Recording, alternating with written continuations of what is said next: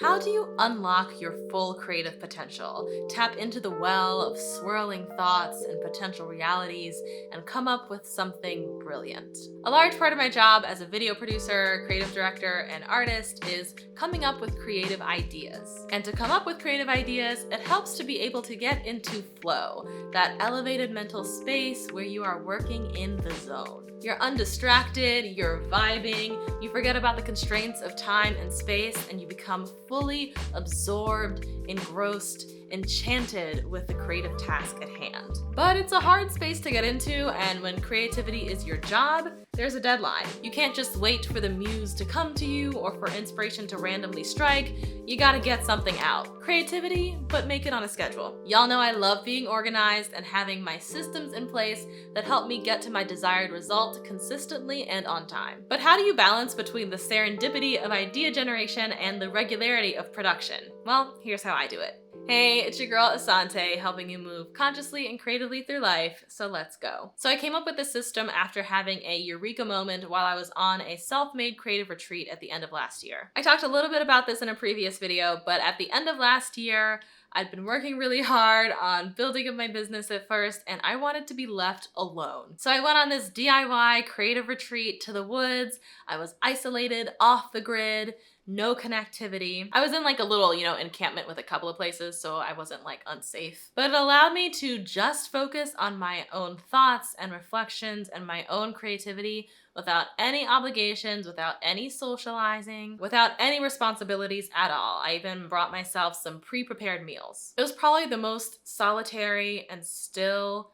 and peaceful I had ever been, and I found the best creative flow of my life. And I was like, this is what I've been looking for. This is what I've been searching for all year. How can I bottle this? What about this worked? What about this is replicable? How can I get into this flow outside of a retreat to the woods? And I realized that in order to get into this magical creative flow, I had to be relaxed. I could not be stressed about deadlines or obligations to other people. I have to escape to a mental world where there are no uploads, there are no release dates or deadlines, there is no pressure. And there's no pressure to be particularly brilliant or insightful or innovative. That's not necessarily gonna come in that initial creative spurt. As they say, there's no good writing, only good rewriting. I have to release the ideas first. I can edit and refine the ideas later. I'll talk about my editing process a bit later, but first, how I get the creation out of my brain. So I have realized that I have to be relaxed when I'm making my art. I can't be creating from a place of, I have to finish this piece today. This is the deadline. And I also can't be creating from a place of, is my audience gonna like this? Is this gonna get the right feedback? Is this gonna perform well? I have to just chill and relax and act as if I have all the time in the world to create whatever comes to my mind. And so part of the ritual of getting relaxed is just setting the mood and the environment and having things that feel, stimulating and lovely to me, but don't distract from what I'm doing. So I really love scent. I love lighting a little candle. And, whether I'm out here in my living room, which is where I film, or whether I'm in my office, or whether I'm chilling in a different part of the house, I've tried to make this a space that I love and an environment that just brings me joy. And so I will settle into the space that I'm gonna be in and set up my little writing setup. If I'm writing a video, I'll take that as my main example here. But I will put on my playlist of tunes. I love having some jams to just write to and create to that have something for my mind to latch onto in the background but aren't super distracting. And then I'll, set up and get to work. If you're curious about the exact playlist that I use, I'll have that as a bonus up on Patreon for the Brilliant Beans. Daylight can be really motivating. I like working by these big windows, but I also am a night owl, so I have my cavernous working conditions as well. I can sometimes draw the shades, and I have my little purple mood lighting. So the daylight feels like, I'm connected to the world and this is optimistic and there's life outside of my apartment, and that's motivating. It can also be nice to be in the I'm shut off from the world and just focusing inwardly and listening for the creative muse and totally just like into the task at hand. So I like being able to set both of those kind of environments. And I've set up this office to be a fun, energetic, lively feeling space, right? So I'm usually at my desk, but I do have a little keyboard that I can plug away at if I want a little bit of fun injected into things. I also have this more loungy chair if I need to step away from my desk. I find particularly if I'm coming off of an intense day of meetings, or I have an intense day of meetings ahead of me, or I've just been dealing with emails, I just want to get away from the desk. Again, that's not relaxing. So trying to get into a space that feels fun and like I can be laid back and just ideate. So maybe I settle down here in the office, maybe I'm chilling in the living room, but either way, when I'm first at the beginning of a creative project, I don't need a bunch of fancy tools, I just need my own ideas and a way to capture them. I'm very digital when it comes to my jotting, so usually if I'm not at my computer, then I'm with my laptop. So after I've set a mood, I need to set a time. I like to work in 1 to 2 hour blocks. I feel like that's much more motivating because I don't have like an endless sea of time to fill. I know that there's a limit and I'm letting myself create within that. And I mentioned this in one of my email newsletters, but I really love using sand timers. It feels old school, but being able to use this means that there's no alarm at the end, which is jarring and like doesn't feel great, first of all. And then it can distract me from flow. If I'm really vibing, if I'm really jamming, and I don't have another appointment to get to, then I'm happy to continue writing and continue that train of thought. And so by using a sand timer, I'm not rudely interrupted at the end of a creative session. I'm also able to look over at the timer and see how far I've gotten, so I'm still able to keep track of time that way without there being the pressure of a literal countdown. Like I am that like detailed, finicky person where numbers counting down just like makes me nervous. And again, this is about relaxed creativity. If I do actually have a meeting or activity to go to, that's in my calendar, and so I probably will be in my office since my computer will notify me when those are coming up. But if not, I want to stay in flow once I get into flow. So this is about making things as fun and lightweight and low pressure as possible. And actually, I prefer to do my creations on different days than my meetings because of that point. I try to just have meetings during the middle of the week. That way I can create my art uninterrupted. And this leads into the next step. Once I've set the mood and I've set my time, I need to forget the world and my obligations to it. During this period, I am offline, do not disturb. I release the expectations to be responsive to others. I'm not looking at email. I'm not checking the web really for anything. No phone, no social media, no one bother me. Leave me alone. Artist at work. This is why it's great to carve out time when you know you're not going to be interrupted. So first thing in the morning can be great. Last thing in the evening can be great.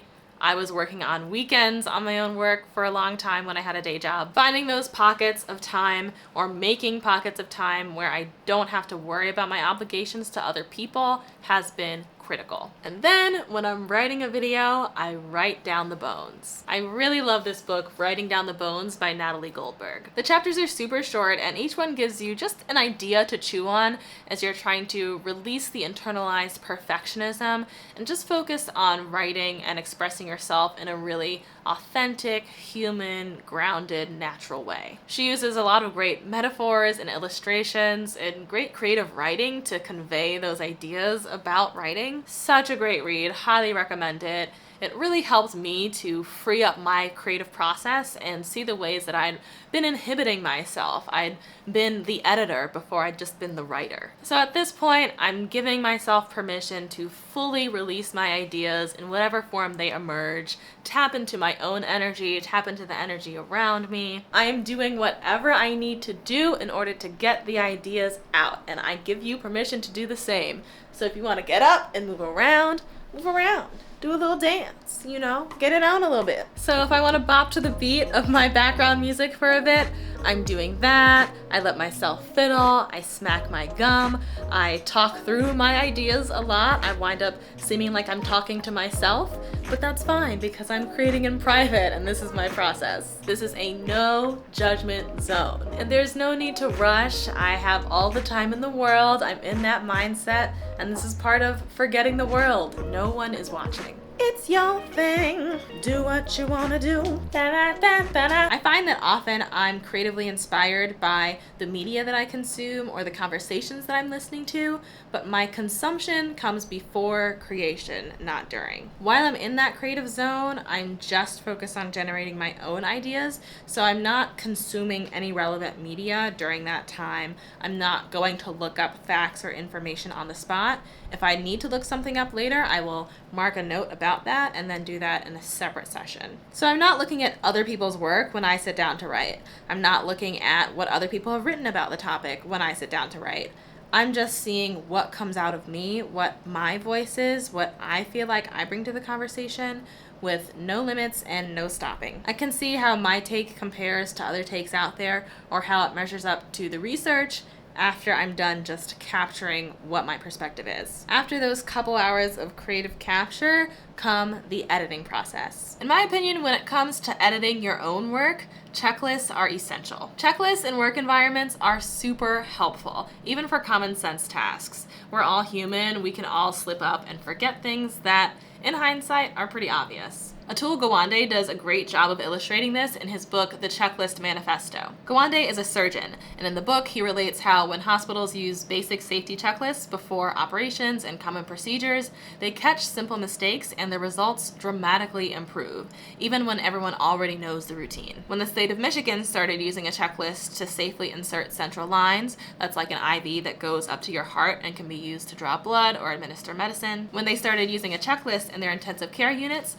the infection rate fell by 66% in 3 months. So just humble yourself and use a checklist. I've developed checklists based on things that I find that I tend to forget, or things that I definitely want to include in each video. Things like adding my own personal stories, ways that I can add levity, remembering to check my own assumptions or any big claims that I make. And at this point, I'm working in multiple sittings. So I find that after about 2 hours, I start to lose attention, I get a little distracted, my flow seems to wane. And if I walk away and then come back to edit, I'll get some different ideas when I sit down the next time. And so I like to revise my work over time. The initial creation process is a different day than the editing and refinement process. And then once I've done my initial creation period, along with some editing and marinating on the idea, working it out a little bit, I like casually running things by my close friends. I'll bring up topics in conversation when folks ask what I'm up to. I'll tell them a little bit about what I'm working on, and then I'll see how they respond, what they think is funny, what they think is interesting,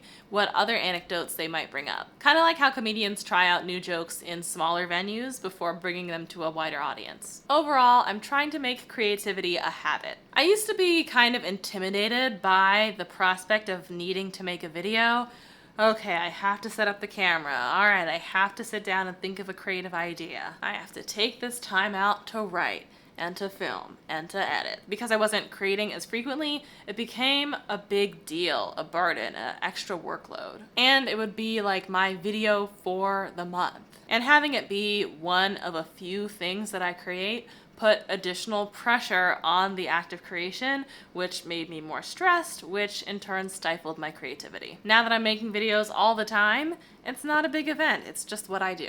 It's easier for me to flow right into it because it's a habit. So now, rather than being rare gems, brilliant ideas are part of the routine. Big shout out to the Brilliant Beans who are rocking with me on this creative journey and helping to financially support these videos. Appreciate y'all so much. And as a Brilliant Beans bonus, I'll be sharing some of the specific products that I use to set the mood in my own space. As always, remember to live spiritedly and think creatively, and I will see you next time.